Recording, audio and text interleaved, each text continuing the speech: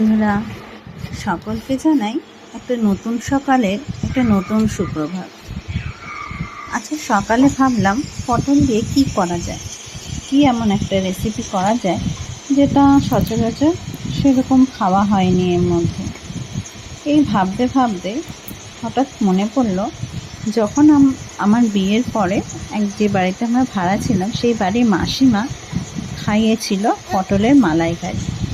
খেতে এত দুর্ধর্ষ হয়েছিল তা বলার মতো না। যাই হোক, পটলগুলো আমি কেটে নিয়েছিলাম, মাঝখান দিয়ে একটু ছালটা চাড়িয়ে মাথার দুপাশে সে কেটে নিয়েছিলাম। তারপর কড়াইতে একটু সাদা তেল দিয়ে পটলগুলো এপিট ওপিট ভেজে নিয়েছিলাম নুন হলুদ দিয়ে। ভাজাটা যেন একটু মোটামুটি হয়, খুব যেন পোড়া না হয়, হালকা একটু ভাজা হলেই সেটা হয়ে যাবে। পটলটা নাড়িয়ে চাড়িয়ে কিছুক্ষণের জন্য সেটা ঢেকে রেখেছিলাম।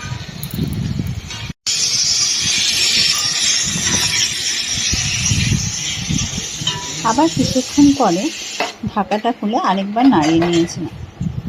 পটলটা যখন দেখলাম না ভাজা ভাজা হয়ে গেছে, হালকা সেদ্ধও হয়ে গেছে, তখন সেইখান থেকে পটলটা তুলে নিয়েছিলাম আর দিয়েছিলাম গোটা গরম মশলা ফোড়ন, এবং তাতে দিয়ে দিয়েছিলাম আদা, জিরে, টমেটো, ধনে, কাঁচা লঙ্কা কুচি পেস্ট, মিক্সিতে পেস্ট করে নিয়ে আমি সেটা কড়াইতে দিয়ে দিয়েছিলাম। যারা আমাকে ফলো করো তারা তো সবাই জানো যে আমি রান্নাতে একটু মিষ্টি দেওয়া পছন্দ করি এবং রান্নাটা একটু 3 বার কষানোর চেষ্টা করি। তো গোটা গুঁড়ো গরম মশলাও আমি তাতে দিয়ে দিয়েছিলাম, দিয়ে ভালোভাবে সেটাকে 3 বারের মতো কষিয়েছিলাম। কষাতে কষাতে যখন দেখলাম রান্না দিয়ে তেল বেরিয়ে গেছে, তখন আবার আরেকটু জল দিয়ে কিছুক্ষণের জন্য ঢেকে রেখেছিলাম। আর ওদিকে আমি মশলাটা কষতে কষতে ওদিকে একটু শিলনোড়াতে বেটে নিয়েছিলাম পোস্ত। হ্যাঁ, রান্নাটাতে কিন্তু পোস্ত অবশ্যই দিও, খেতে আরও দুর্ধর্ষ হবে। তাহলে দেখো, আমার রান্নাটা কিন্তু প্রায় হয়েই এসেছে, মশলাগুলো কড়াইতে কি সুন্দর লেগে গেছে।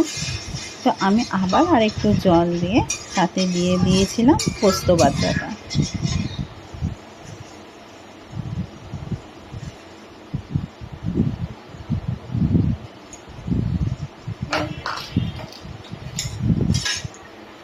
পোস্ত বাটাটা দিয়ে আমি আরেকবার নাড়িয়ে দিয়েছিলাম এবং এটা ফুটে ওঠার জন্য ওয়েট করছিলাম কিছুক্ষণ।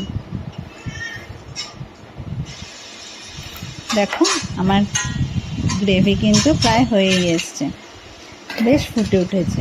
তার মধ্যে আমি পটলটা দিয়ে দিয়েছিলাম যাতে পটলের ভিতরে রসটা ভালোভাবে ঢুকতে পারে। আর ওদিকে আমি একটু নারকেল কুড়িয়ে নিয়ে তার থেকে কিছুটা নারকেল দুধ বের করে নিয়েছিলাম। এই যে নারকেল দুধটা বের করে রেখেছি, এটা আমি ঢেলে দিয়েছিলাম সেই পটলের তরকারিতে।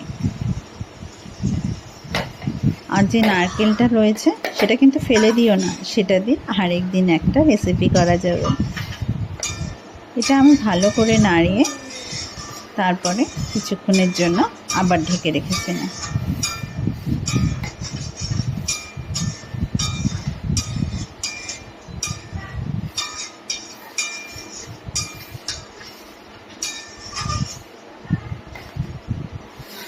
এতে আমি একটু গরুর দুধে ইউজ করেছি যাতে গ্রেভিটা আরও ঘন ঘন হয় আর টেস্টি হয়, সেই কারণে।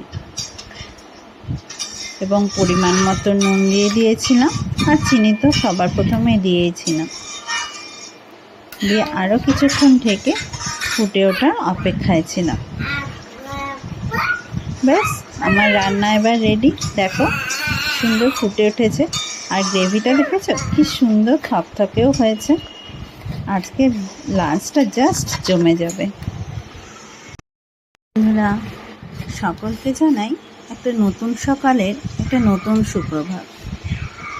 আচ্ছা, সকালে ভাবলাম পটল দিয়ে কি করা যায়, কি এমন একটা রেসিপি করা যায় যেটা সচরাচর সেরকম খাওয়া হয়নি এর মধ্যে।